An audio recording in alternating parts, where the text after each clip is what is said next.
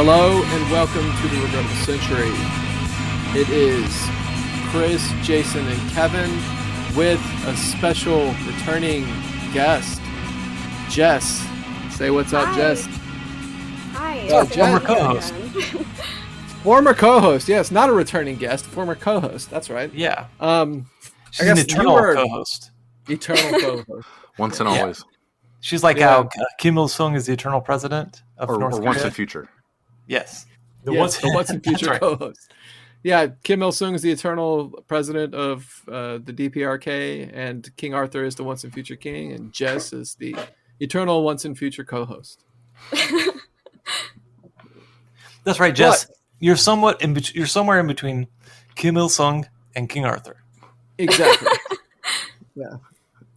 People always tell me that. Yeah. So, we're not telling you anything you don't already know. Many people are saying that. More and more people are saying that all the time. So I guess we're here to talk about a cultural topic, right? We're talking about I don't know. I guess to sum the topic up, it would be the perpetual infantilization of millennials and elder Zoomers, I guess. Self-infantilization, perhaps. Self-infantilization. There we go. Right. Yeah, we're basically going to just dissect the term adulting. Right. Adulting. There we go. And this comes on the heels of, I guess, some discussions that we've been having in our Discord about whether or not generations exist. Yeah. And they do. And they are not fake and just completely made up by liberals. They are completely made up, just like every other social construct is, and right. Which is why they're real. Right. Yeah. Right. To be a materialist is to analyze the economic factors behind social phenomena and the economic factors such as money, the social construct, and relations to the means of production, which is our social constructs, are very real. Yes. Yeah, I think it's very weird. I think it's somewhat maybe the result of, or at least it's related to the idea of there's no God, right? So people who say, "Oh, there's no God," there's just science and it's only objective. It's funny because my belief in God also means that I believe that human beings are really powerful, really important, really significant, and thus we socially construct and thus make things real. So it's interesting that my version of subjectivity comes from the belief in something more powerful than me. Yeah. I mean, there's something that we say all the time is that one of the things that makes humanity so remarkable is its ability to construct things socially, and then have them become real in the process of that social construction. And and of course, a lot of what informs social construction is the economic factors that play into it. And I think that that's probably the most important. Funny enough, you're listening to a Marxist podcast, or you might hear that we think economics is a very important contributor to the creation of social of social construction. But specifically when referring to the infantilization, their self-infantilization, and the perpetual sort of, I would say, youth or attempt to remain youth that people my age and I don't know people my age and 20 years younger seem to be stuck in. It wouldn't surprise anyone to find out that there are very just stark economic reasons for this. Yeah.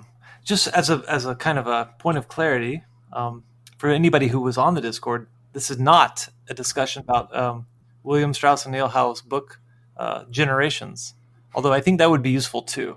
But we're actually talking about something entirely different right now. Oh, yeah.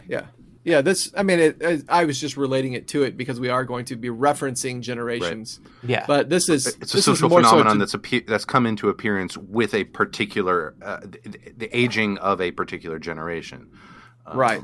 Hence the reference to generational divisions. Yeah.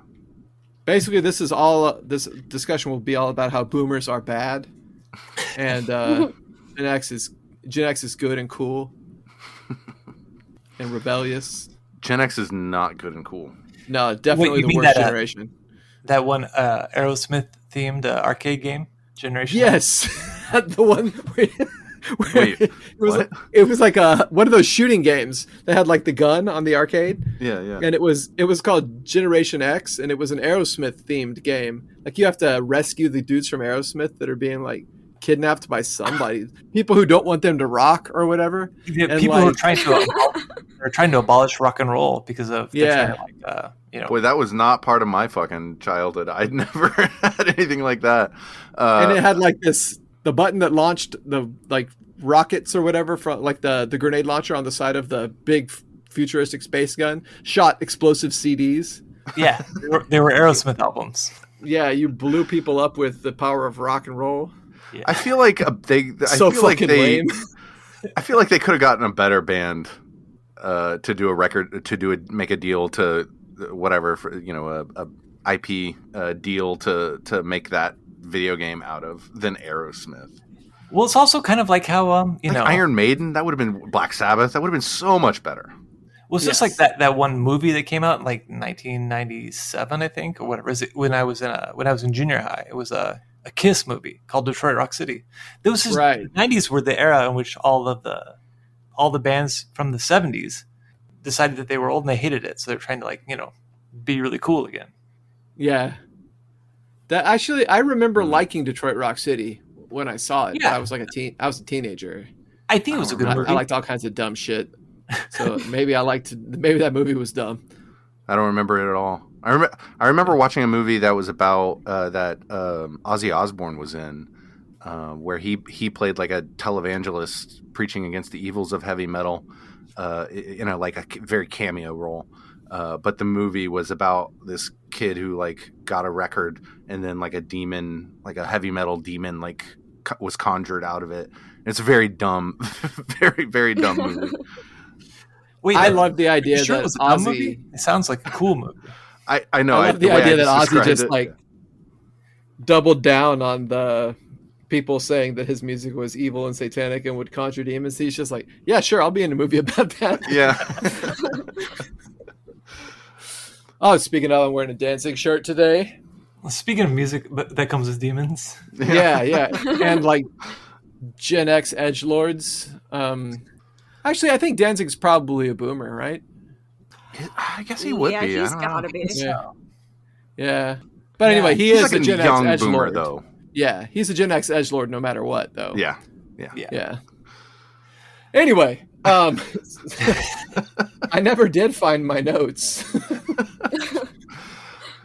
Maybe we could structure this a bit by sort of start with defining our terms and like just talk about what is this phenomenon that we're analyzing, and then maybe analyze it after we've sort of talked about our maybe talk about our experiences with this phenomenon of self-infantilization or whatever. Well, so according to time.com, adulting means 1, to behave in an adult manner, to engage in activities associated with adulthood, and 2, to make someone behave like an adult, to turn someone into an adult, which I think is not very helpful as a cool. Thanks for reading it. No, but like the phenomenon of adulting, like the idea that you as an adult are doing something that adults do in contradistinction to the way that you always otherwise live your life, which is very much not like an adult. Right. So it would contrast it to performing adulthood. Right. Yes, that's a good way of putting it. Yeah. It would. Yeah, that's a much better way. It's a good contrast to what Amber Frost described as the distinct progressive middle class youth culture with an aversion to adulthood that we basically got from the new left, the yippies, that generation. Right. from the generation we were just talking about, actually. Right. So, I mean, the idea is we read a series of articles, but the one that is probably at the top of the list for what is informing this discussion is one by Amber Lee Frost of Chapo Fash House fame. And I'm pretty sure that we're all listeners still. I know I am. But I am. I still subscribe even. Yeah, me too.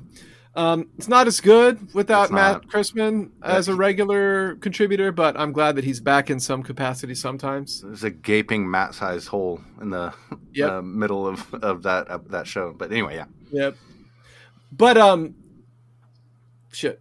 Oh no. So I mean, Amber's tone in the article is very Amber-like. It's very dismissive and mocking of like. of what she calls like Disney adults and like how did she refer to Funko Pop? People who buy Funko Pop masculinity or something. Yeah. Right. Funko masculinity. Yeah. Funko masculinity, right. It's like very dismissive of these people without sort of like, I mean, it's very sort of dismissive, but then she also talks about like why this phenomenon exists and couches it in economic terms and say that these are like people without a future, people who haven't been able to hit any of the benchmarks that usually denote adulthood, and that's why they've retreated back into what makes them feel good, and that is just the consumer products that they grew up with, like comic books and kids TV shows. I don't know, like I guess the Harry Potter adults and Disney adults would be these types of people as well.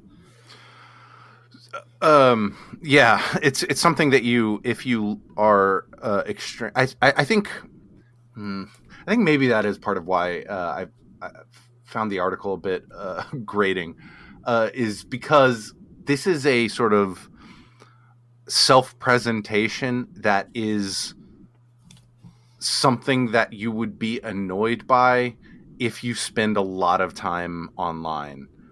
Right. Because you see it online and it's this really, really grating thing, really annoying thing that it's like a lot of things that are viral or whatever online. Is it's like looking at a train wreck as you drive by it or whatever. You can't take your eyes off of it. It's like cringe compilations or whatever. It's the thing that draws your attention and causes you to comment and interact because it annoys you and frustrates you or whatever. Is seeing these Disney adults and Funko masculinity, whatever these terms are. But it really makes it causes me to like reflect on my own life and the actual human beings that I interact with, that I can sort of map this thing onto. And the first thing that popped in my mind was, just for the sake of anonymization, I'm going to just not describe the association with the individual, but somebody who I'm affiliated with who collects Funko Pops, and this was actually the person who I had never heard of this thing before. I didn't know what they were.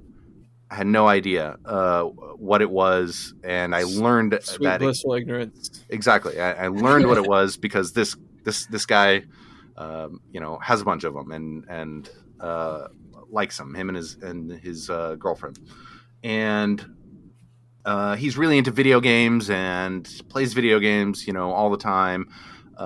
And he just whatever. He just fits this prototype, but and he lived with his mom well into his 20s, and then moved out and then moved back in with his mom for a number of years, even while having a girlfriend and that sort of thing. But when I think about this person, I don't think about like that grating annoyance that you have whenever you look at these annoying Disney adults or whatever on the internet.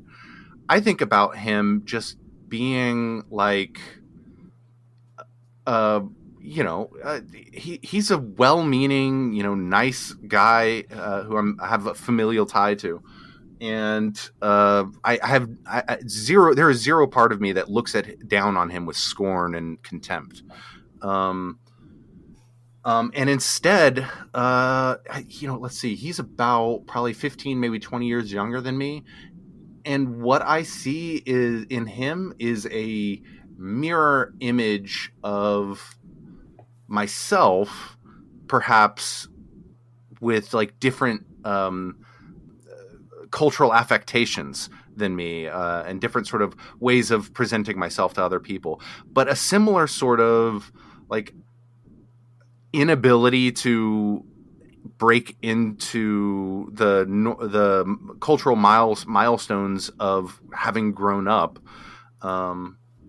that prior generations sort of instantiated in the culture, as saying like, this is what defines one as a real mature adult versus this is what makes one a child. He's not weird and annoying about it. He's just got like things that he's into.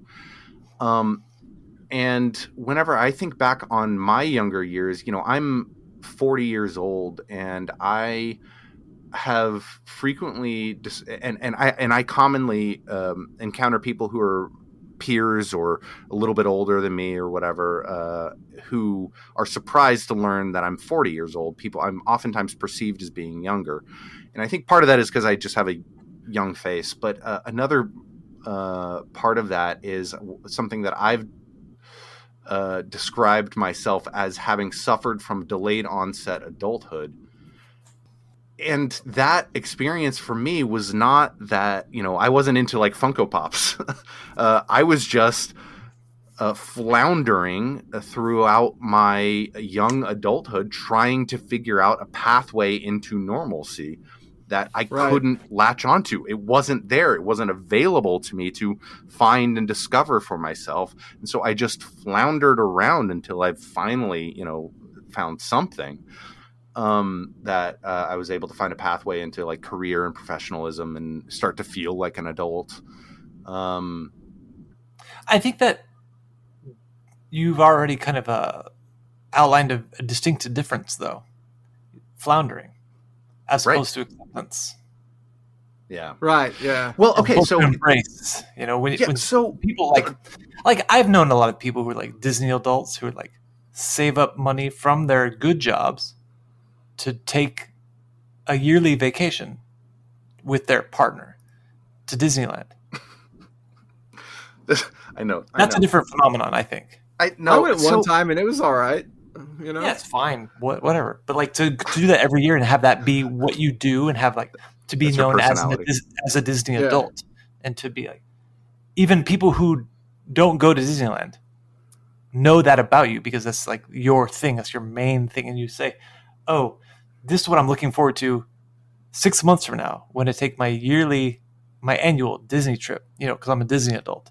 And that's what you do. That's what you are. That's a different phenomenon than I don't know what the fuck to do with my life and it sucks, It is. It's the self-valorization of one's own necessity. And I think we see that phenomenon instantiate that sort of valorization of necessity is something that we've talked about before in radically different contexts.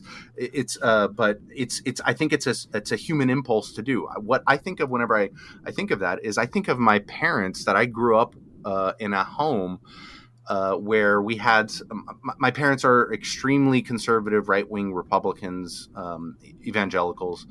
But during my childhood, my family went through a lot of precarity, and throughout all of that precarity, we never had reliable access to healthcare.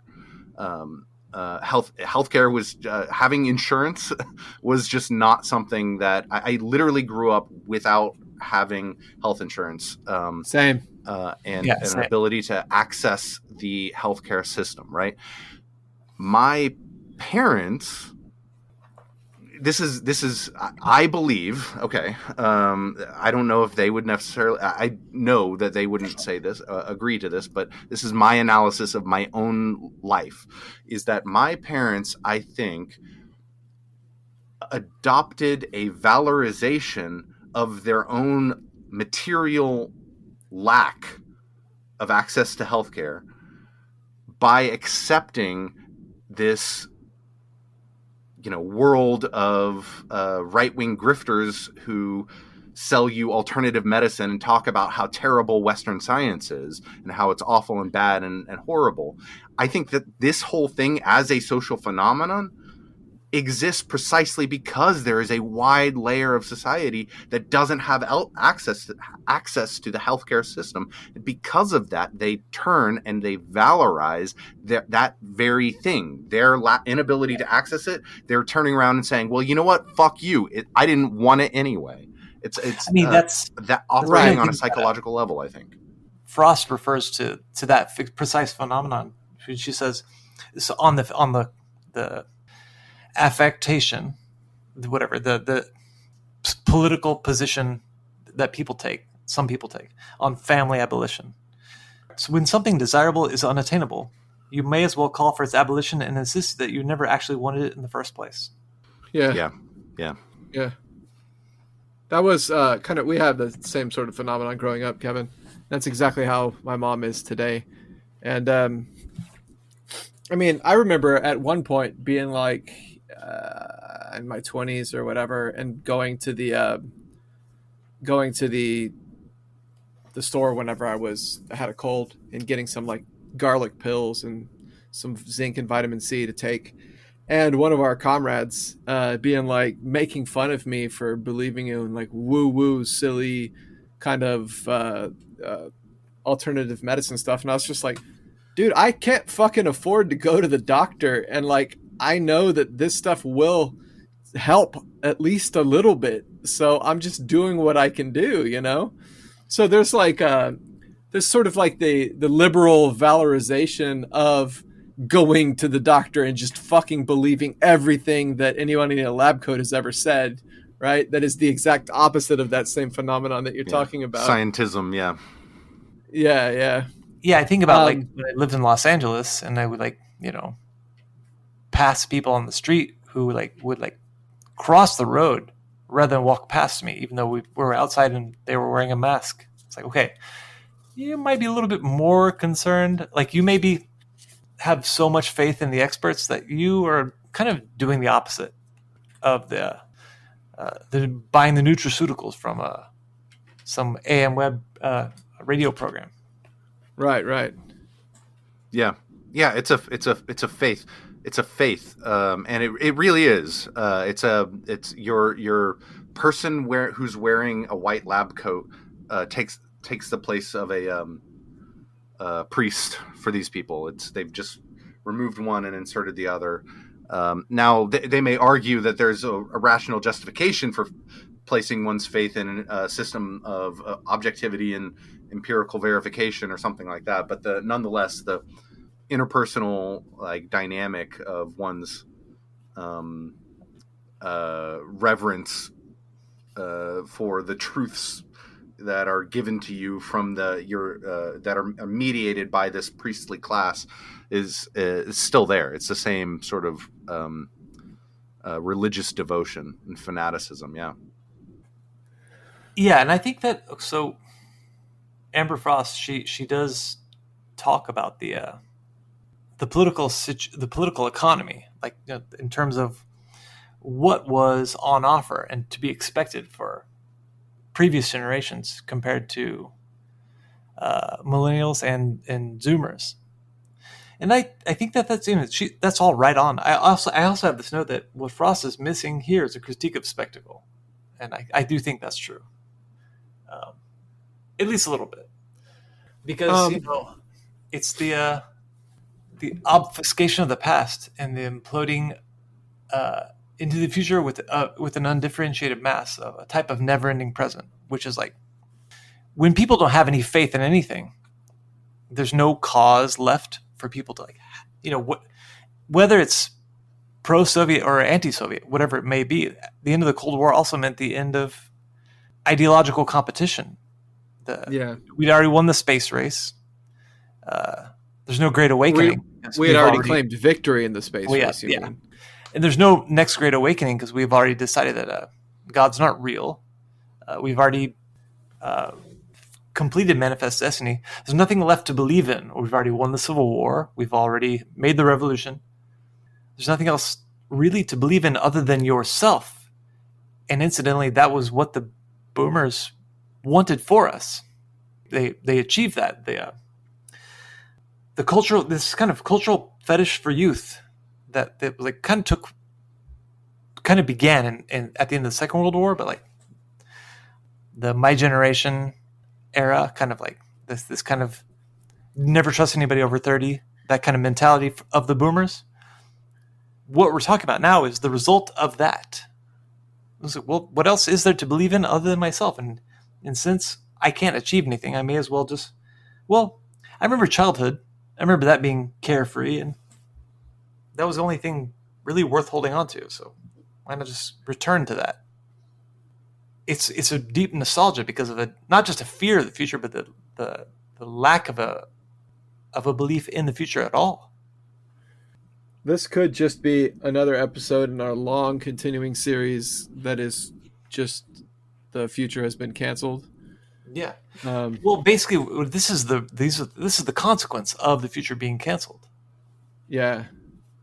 So, like, one of the articles that we read talked a lot about the precarity of millennials, right? Specifically millennials working. I guess it was an Australian article, so they were talking about gig economy jobs of companies I've never heard of before, but like essentially things like working for Uber, working part-time here, working part-time there, picking up work here, and doing what basically just a number of small jobs that barely made ends meet so that you could afford to live, and that basically delays or completely rules out home ownership, children, stuff like that. Nobody here can relate to that at all.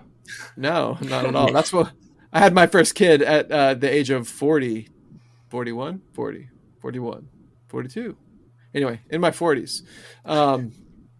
But yeah, and home ownership is still not within my reach unless some things work out that are beyond my control.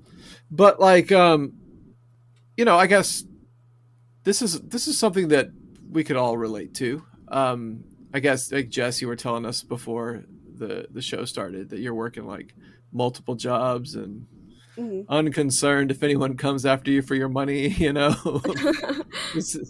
I don't know if you want me to leave that in. I could totally take. No, that you out. can. No. Okay. But like, yeah, I mean, it's just like the kind of it's completely understandable that people like retreat into the things from their childhood when they actually felt good about themselves, when they didn't feel, I guess one of the things we read said, feel embarrassed about planning for the future, right? And having hopes for the future. I guess if you looked around my office, you could see that there's a Rocketeer movie poster back there that a friend of mine gave to me. And that's sort of like, I look at that and it reminds me of being in 5th grade and seeing the movie that I thought was the coolest movie I was ever going to see in my entire life. So I guess there's that's a Disney movie. So I guess that's sort of Disney adult to me. Look at that. Chris is a Disney adult. Yeah, I guess so. But it's also a movie about a guy who wears a jetpack and fights the Nazis. So I think that's probably more why I like it than the fact that it's technically part of Disney. Yeah, I guess I get I read fantasy novels every once in a while, or I used to back before I was a PhD student.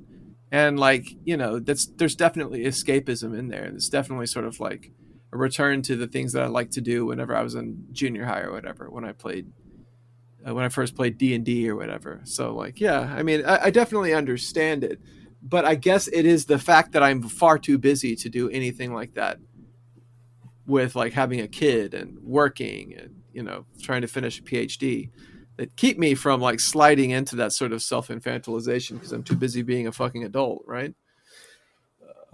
Too busy adulting, one might say. Yeah, adulting. Well, and right, so like, there's a part of me that, of course, we should be. It's what am I trying to say here? We should not be so dismissive about this phenomenon because we recognize the social factors behind it.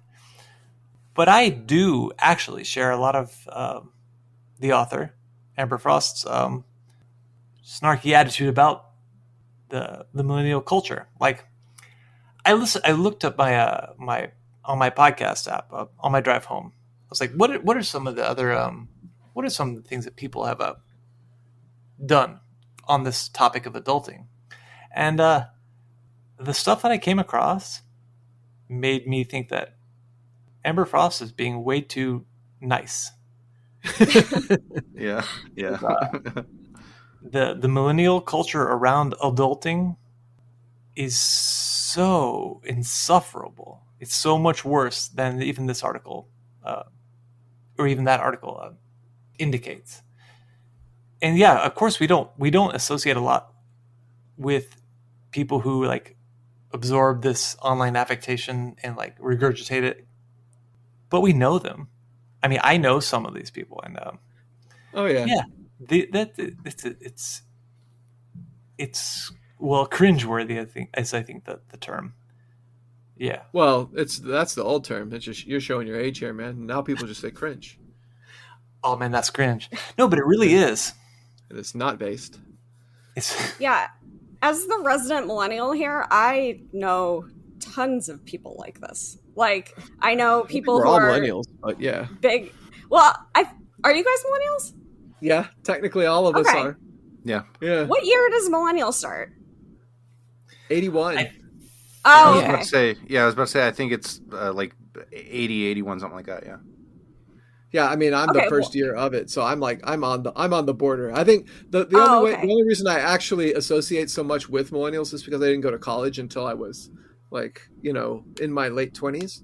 So everybody that I associate with is several years younger than me, and my entrance into the job market is the same as most millennials, and my, basically I am as millennial as someone who's dead center in the middle of the generation because of my like entrance into the job market at that age, right?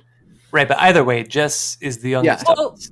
Yeah. Well, yeah, cut out the part where I said I was the only millennial, but I think like probably what I've seen is like maybe the worst symptom of this, and I think she mentions it briefly in the article, is the huge readership of like young adult novels. Yes. That's all that's like best selling now. Like there is this series called A Court of Thorn and Roses. I don't know if you guys have heard of it. Yes. But it's like, yeah, like pure smut, like fantasy smut. I remember I looked up some quotes from it one day just on Goodreads and was like, holy fucking shit. It's like the worst writing I have ever read. It is insane. And I don't know, I see like, you guys know that I'm still on TikTok a lot and I like TikTok, and there's like a whole corner of TikTok that calls themselves Book Talk, and it's people who like to read and talk about their books and discuss their books, but that's all they're reading is like young adult novels. Like Right. that is overwhelmingly what is being read by like our generation now. I know Yeah, see, a that's, couple of book talkers, and that is like they cross post their TikToks onto Instagram and stuff, so I see them Right. in both places. And yeah, it's all just YA trash that they're reading. It's like, Mhm. oh, I love to read, and I'm like, does that count? Right. Yeah. Right. That's where you Insane, stop. yeah. It doesn't That's- count anymore. Yeah. You might as well not be reading. You might as well just melt your brain on whatever other like movies or TV show garbage or whatever. Just watch the CW, right? Yeah. Is that still around? So is that I don't think that doesn't exist anymore? I don't know. Does network TV even exist? I don't even know. Right. It's all on Netflix now. The shows that would have been Everything's CW streaming. shows, right? Yeah, it's all streaming. Yeah, Hulu. But y'all know what I'm and talking about, though, there's- right? Like well, the I mean, Vampire several of the Diaries, network- etc. several of the network channels are now like creating their own streaming services, like Peacock and whatever is NBC. I NBC's miss cable. streaming service, and yeah, they're just recreating cable. I've now seen I've now been advertised, package streaming services where you purchase multiple streaming channels together, and after you subscribe to it, you also have innovation. ads. That sounds like very innovation for sure. Capitalist innovation at its best. Yeah, dude, it's fucking cool as shit. But I love it. No, I was gonna say. So, I mean, is that the problem? Are we like? I almost want to sort of say that I'm settling on this. Here's the underlying human flaw at issue is valorization of necessity. Is that the thing that I want to sort of like? Here's the vice. This is the vice that one must struggle against, is valorization of necessity. I would say yes. Yeah, I would say absolutely. So. I would say that there's something very damning about the fact that we not only do we not have any kind of North Star when it comes like looking for a thing to believe in. We don't like see a horizon. We don't like, it's not just that we don't have a map, so we don't want a map. It's like we have already just decided we aren't going to go. Speaking of the topic, I guess, I just was going to show you guys my Labubu's.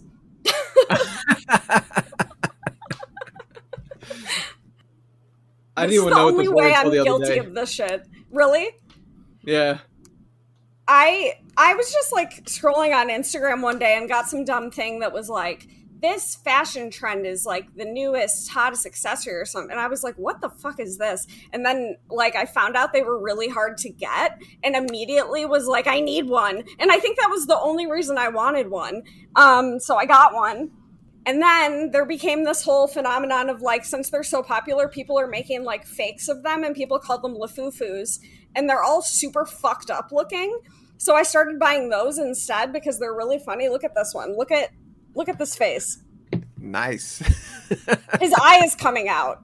So anyways, I'm not generally like a toy buyer or anything like that, but I was going to admit to my Labubus. I got a whole box of D&D minis in the closet, but someone gave those to me and I never used them. See that? I feel like that's different. Did she talk about this in the article, or was I just thinking about it? About like how that kind of stuff, I feel like D&D and even like magic and stuff still takes like a level of skill and I don't know. It feels social interaction. Yeah, it feels more respectable to me than just like collecting Labubus or something like that. Like D&D is fucking sick. You got to make little characters. Like you have to strategize and all of this. Like that doesn't. Yeah, that doesn't and you have to like get thing. together with people. It's a social interaction. It's not just like, I mean, which I enjoy playing video games, but it's not like where you play a video game and you like sitting in your own house just like by yourself, not doing anything or barely interacting with other people, like wearing a headset or something. Yeah, I was going to say, like, nowadays people get on, play in teams or whatever, and they'll like be on chats or whatever with their friends. But even then, you're separate. You're all in your individual little homes. You know, there's a mythos around the founding of D&D where a guy got laid off, and then he went out every day and was pretending to be, applying for jobs all the time. And then his wife caught on that there was some deception going on. And so she thought that he was cheating on her. So she like followed him out of the home one day, but then discovered that he was just going over to his friend's house where they were inventing D&D and playing this like tabletop role-playing game within a fantasy world or whatever that he was inventing.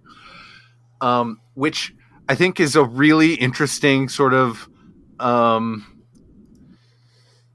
anti-capitalist ethos of recapturing one's life and one's time away from the commodification of labor, and saying that what really matters and what is really valuable is not seeking at every moment to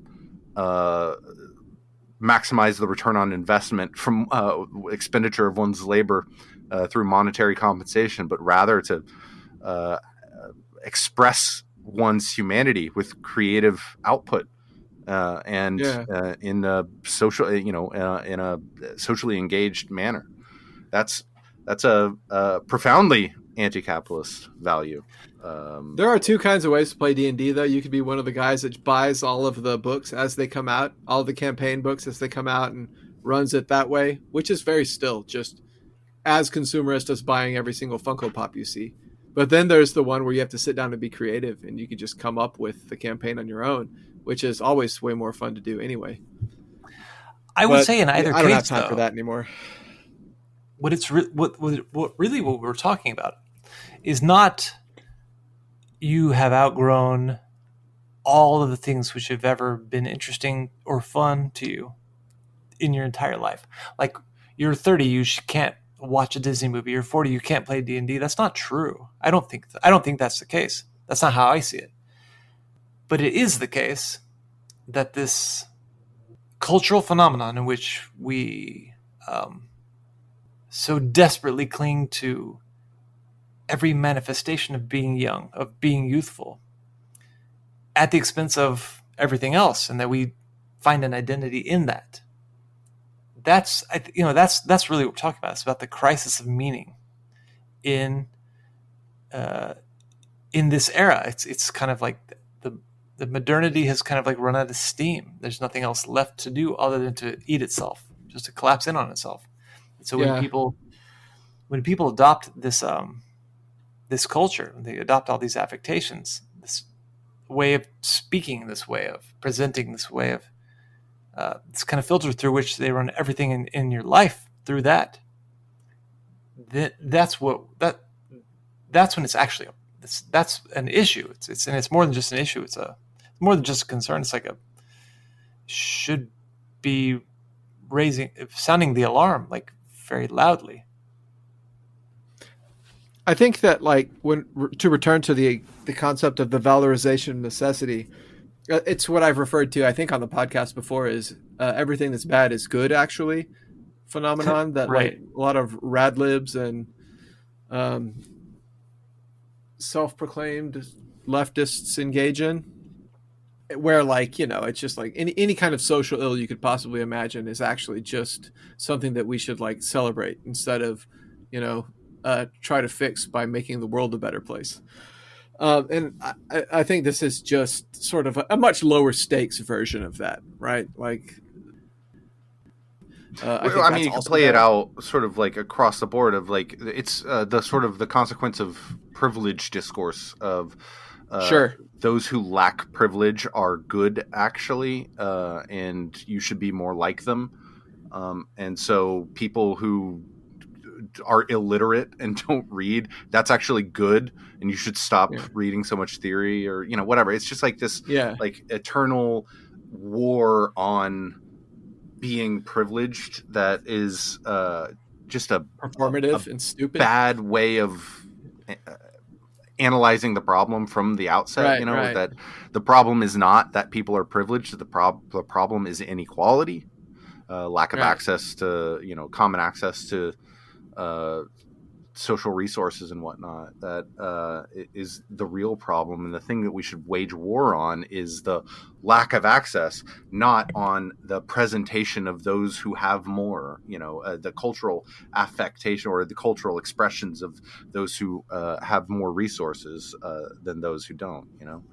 I mean, that's I think that's the exactly what is the problem with privilege discourse, is it centers around the valorization of necessity. So, like, supposedly, like 21% of adults in the United States are functionally illiterate, right? And that is fucking wild statistic. It's totally insane to me, but I believe it because I would say that a quarter of my students are functionally illiterate. Like, whenever I try to read the things that they've written, even if it's just an email, technically they can like read and write, but not in any way that would be considered competent by an employer or like a professor or even just a grader. But like, yeah, I would say a quarter of them are like that. And that this was much more of a thing back when I paid attention to Twitter, and I couldn't tell you now whether or not people still do this. But like as you mentioned, just the sort of valorization of not reading or not like engaging with theory or whatever.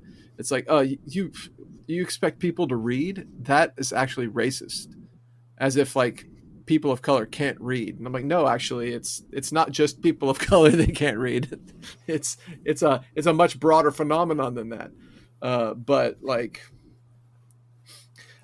it's sort of like, you know, the woke race science, another phenomenon where like reverse or the or woke segregation, where people take sort of the differences between people and that you're not supposed to see, and actually valorize them to the point where like they are good and pure, and if you're white and touch them, you're making them evil, right? Right. Or you're tainting them somehow. I mean, right? You're getting the bad white people magic on the good Vietnamese restaurant or whatever, right? It's just it manifests itself. It's manifested itself in the past 20 something years of me paying attention to political discourse in multiple different stupid ways that are completely counterproductive, and it really sort of just like, you know, I mean, if this is the way that we choose to this is the way we choose to relate to these phenomena, it's like we don't need COINTELPRO. We're just like making ourselves useless for free without any help, without the need for psyops. That actually is that would be a decent ending note, but I don't think we're quite there yet. We're not quite there yet. We're not. Yeah. Yeah. There's a lot of stuff that we didn't even touch on.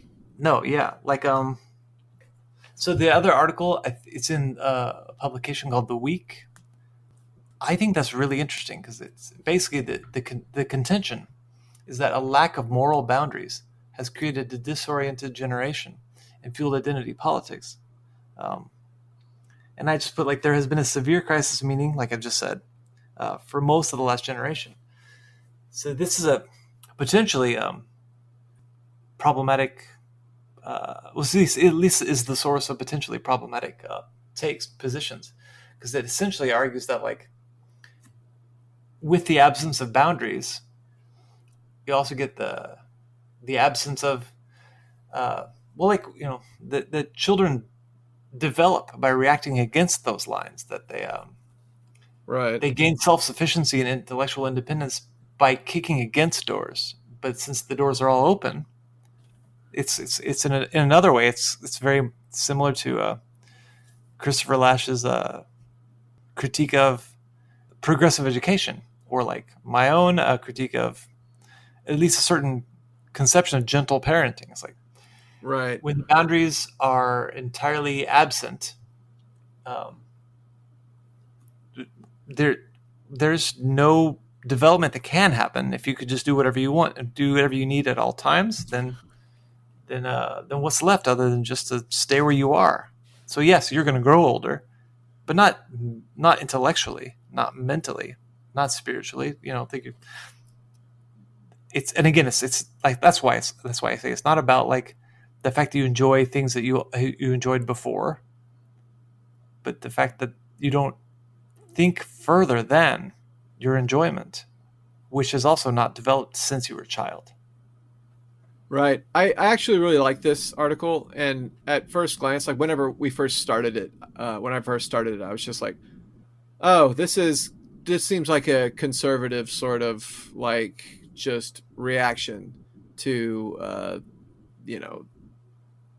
like bad parenting creating lawless kids kind of take is what it seemed like.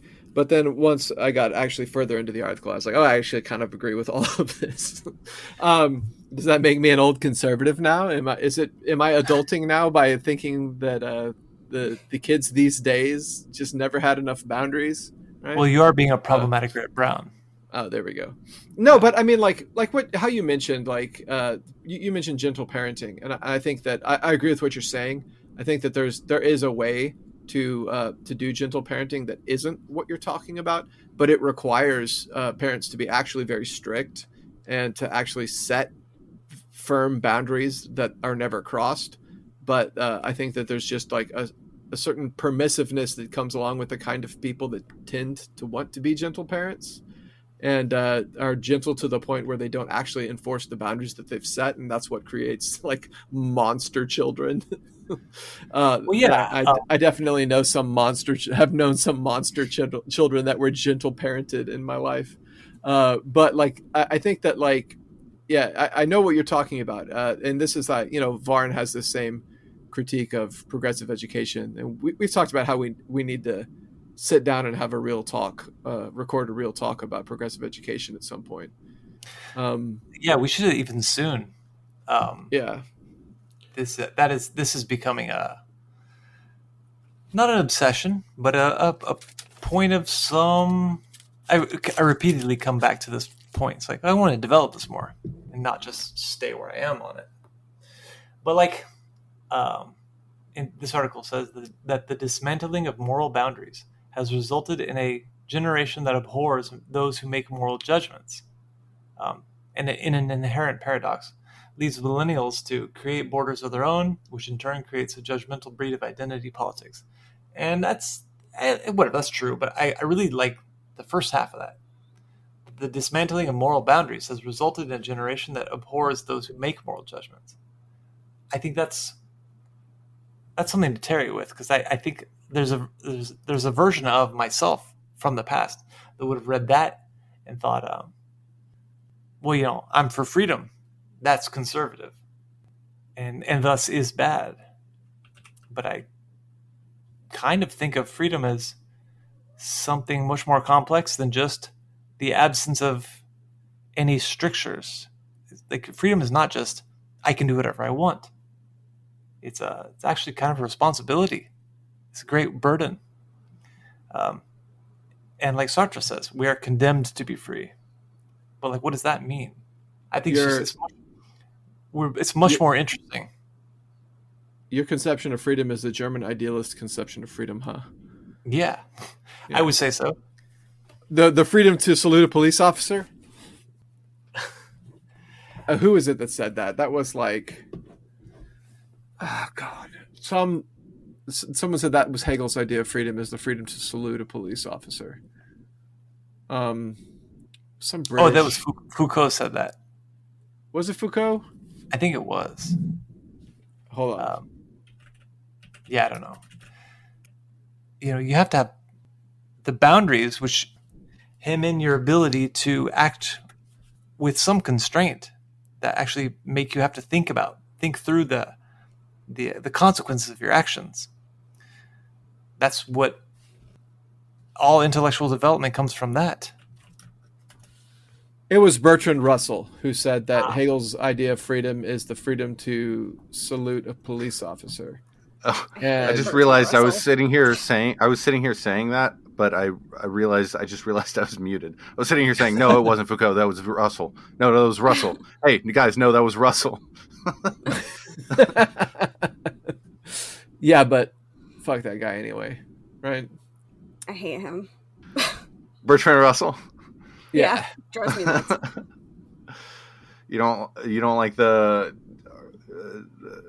teapot revolving around the sun theory? I don't even think I know that. I'm trying to remember what I had to read of his in philosophy class that made me hate him so much. My professor really loved him, and so we were reading something of his, and we had to write these weekly responses, like chapter by chapter every week, and I would just be like talking shit, and he like graded me according to that. Like, he did not like my papers. Yeah, Russell kind of embodied the split in philosophy between analytical philosophy and continental philosophy, where Russell was sort of like the chief proponent of we must speak simply and clearly and not obfuscate our meaning, and he regarded all of continental philosophy, Hegel foremost among them, as being obscurantists. I guess so I'm sorry, I didn't mean to interrupt you. No, I was just saying my interaction with him is his critique of the Soviet Union as being like as bad as Nazi Germany. You know that. Yeah, Yeah. very clear, like sort of early British embodiment of the social democratic left that was anti-communist. Right. Right. He was a member of the House of Lords too, so he was a social democrat, right? Yeah, Interesting. I don't know. I mean, Maybe he was just a liberal. I don't know, he but was a either way, noble. Yeah, his uh, paternal grandfather was first Earl Russell and had twice been Prime Minister of the UK. Interesting. uh, Yeah. it just sort of, I guess it would be he'd be one of the what you would call the what the Communist Manifesto labeled the bourgeois socialists or whatever, Yeah. who want to have pity for the poor people and want everybody to be okay, that sort of thing. On a somewhat different note, I was so like when I was talking about freedom, I think about like being addicted. So you are free to do whatever you want to do, but because you're addicted, you actually can't do whatever you want to do. You have to feed the addiction, and so the constraint or there's some degree of constraint that you place upon yourself to keep you to prevent addiction. That means there's a moral whatever. There's a boundary that you don't cross, which is unfreedom. But the end result of crossing that, being free, is the ultimate unfreedom. It's slavery. So like, I just think that the concept of freedom is way more complex than just I can do whatever I want to do. Because the end result of doing whatever I want to do is actually, it's very detrimental, not just to me, but also to everyone else I care about. And so, detrimental even to the concept of freedom itself. Right. Exactly. Yes. It's sort of, I guess, speaking of German idealism, it sort of goes back to Kant, his proposition of freedom, or his definition, as he proposed it, of freedom was following the dictates of reason. Precisely for exactly the way that you just laid it out, Jason, of by showing you that the inverse of this is the absolute depths of unfreedom. One is shackled to the bestial demands of the flesh without this. And so freedom then is defined in contrast to that slavery by saying that you are liberated from that. You are free, and you are free insofar as you follow the demands, the dictates of reason. Subsequent philosophers have really struggled with this, and this is, frankly, this sort of difficulty with the concept of freedom is a big part of why it took me a while to even come around to the concept. Why for a while I was just like, actually, I'm anti-freedom because freedom is bad and stupid, and this is not the pillar we want to tie ourselves to. I definitely said on this podcast once, I think freedom is bad. Yeah, exactly. And it's what I guess I eventually came around to was the American concept of freedom is actually exactly bad. Actually, it is poison. This is one of those things. Freedom is one of those things that is. What are those optical illusion things where, like, if you like hold it up really close to your face and then back away a little bit, it comes into magic focus? eye. Yeah, the magic eye things. But if you look at it from a distance, it's just a weird design or whatever. But then something pops out of it if you look out of focus. Freedom is a concept that's kind of like that, where if you look at it in one way, or you just encounter it the way that it's been received without too much thought, it's just sort of this. It encounters you in this certain manner, but if you but then if you start looking at it, it stops making any sense. But then if you look at it really, really, really closely and you're focus gets completely altered. Your ability to perceive it gets like warped. Then it starts making sense again in a radically new way. So I think that is kind of what how freedom is as a concept. But so the American concept of freedom is, I, as an individual, lack any constraints on my ability to do whatever and act on whatever impulse rises in me at any given moment. There is no external constraint on me as an individual from doing so. And this concept of freedom is like it's an Ouroboros. It's a snake eating its own tail. It consumes itself as soon as it gets enacted in any manner. People will oftentimes say, your freedom ends where my freedom begins. And this sort of you can make an example of this by saying that I'm free to swing a bat around in the air anywhere I choose to, but Jason's also free to not be hit in the head with the bat, and so those two freedoms clash whenever Jason's head happens to be in the path of my bat. So this is a sort of an absurd amplification of the social reality that we're all necessarily embedded in. That individual freedom is not utopia. It's an ideology, in parentheses derogatory, Marxian sense. It is this thing that has been constructed as a value by the proponents of capitalism, of bourgeois society, through their revolutionizing of the means of production and radically opening society from what it had been before. But it's become this thing that is a constraint on us that cannot ever be truly realized in any practical sense. If you can see this in Ted Kaczynski hating society, hating civilization, and he tried to realize freedom for himself by escaping out into the woods. But then he found that escaping out into the woods, he wasn't able to do that because there were snowmobile people like driving their snowmobiles through his favorite walking paths during the wintertime. There were planes that were flying overhead out where he was in the middle of nowhere. He could not escape civilization. And that's the thing that he describes for himself as what drove him to start retaliating against industrial civilization. I would go even further, though, than what he was able to recognize. His own ability to articulate and conceptualize for himself the thing that he valued, which was freedom, is only possible because it's put into words, and words are necessarily social products. A word isn't a thing by oneself. A word in a sentence in a language has semantic content because we are engaged in the social process of interacting with one another.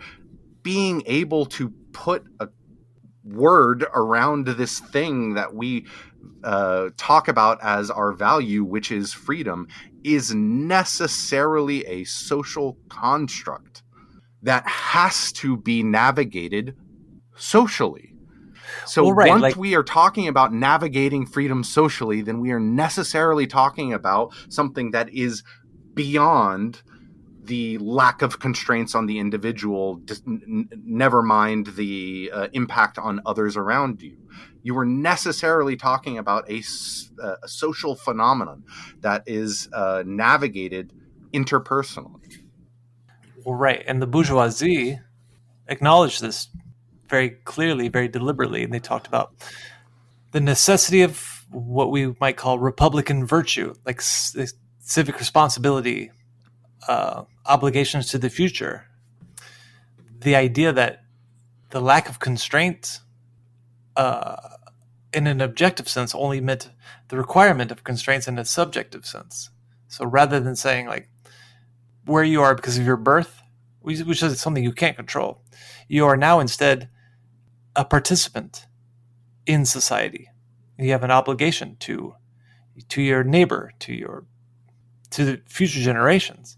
And without that, then what we get is the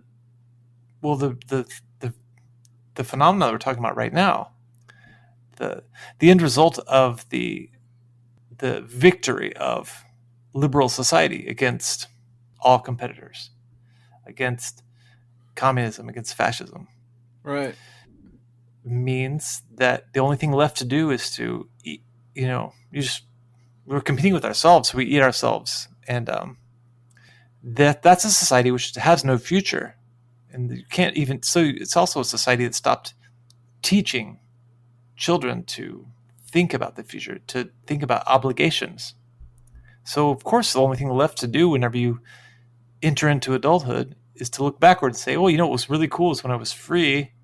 I mean, I'm free now also, but like, I was secure. So I'm just going to be a child more." So at 30, at 40, at 50, you're still going to feel kind of like a 10-year-old. Right. It reminds me of like a trauma response, like a collective trauma response, like a regression into a safer mental space. Yeah. Like reverting to when you last felt you had control. Yeah. Yeah, exactly. And well, I mean, I think that like Fichte's conception of freedom, which I think it heavily informs Hegel's conception of freedom, is that like first of all, like self-consciousness and selfhood is fundamentally social, right? Like you are yourself, like when you are summoned by the collective, right? Just by being in relation to other people, you become self, because otherwise you have no concept of self. If you were just isolated forever, you would never need to construct a self consciousness, right? And that like exists. Uh, freedom exists within the boundaries of limitations, like rather than obstacles or constraints or whatever, but like conditions, and you navigate those conditions, and your ability to navigate the conditions around you are what creates your personal agency. So like we're only free in as much as we can deliberate ends and act on our own reasoning within, as we navigate the conditions that create our own agency. So it's like acknowledging that you are a human being with relationships and obligations and responsibilities to society, and navigating your own self-determination within those obligations and relationships is the highest form of freedom. And that rejecting your relationships, rejecting your obligations is slavery to self, which is not freedom at all and is actually profoundly self-destructive. Yeah, and I think that's the same as Hegel's. But I just remember reading about Fichte specifically because it was being talked about negatively by some English historian. Talked about how the German people love rules and boundaries, and that's why. And hence, Hegel's freedom is the freedom to salute a police officer. Exactly. Yeah. One is free insofar as one is compliant with social rules and obligations. Which I mean, come on, you got to give him his flowers there. That's a clever retort, Sure. But it's just that it betrays the simplified, somewhat childish conception of liberty. That is, in fact, we are living through the consequences of that moment in which that version of what it means to be free was what came to dominate. Yeah, and we're living with the consequences of that. Yeah. The last few decades were nothing but that. Well, just to bring up some millennial infantilization here, it's like the freedom of Luke Skywalker versus the freedom of Han Solo, right? Han Solo, the scumbag who's completely free to do whatever he wants, right? Is not truly free because he like leaves his friends behind to possibly go to their death. He bails on obligations that he's formed and thus loses a friend and a possible lover. And then by coming back and doing the thing that he decides that he wants to do, acting within the boundaries that have been set up by his newly adopted life, he is truly free. Yeah, exactly. Actually, yeah. And to connect that back through, I think what Jess said about how what people are who are valorizing the necessity of their life position are seeking is perhaps they are seeking greater freedom than what they have actually encountered since aging into a world that cares nothing for them and has left them behind. And they're seeking the freedom of their childhood in having security. And it was that exact condition of having security and being empowered to pursue their own self-actualization through security that people are gravitating toward. That's the non-necessity that should be valorized, right? That is the thing that people are truly seeking, is that freedom, is having the ability to realize their potentials in whatever manner they see fit. That is, I think, what freedom is, the good version of freedom is really about, and that perhaps people are trying to cling to and recover whenever they're going back and watching The Rocketeer, or going on their Disneyland trips, or buying a Funko Pop, whatever the fuck those things are, and whatever else. Like they're trying to get the dopamine drip of remembering those moments in their lives when they were secure and hence free.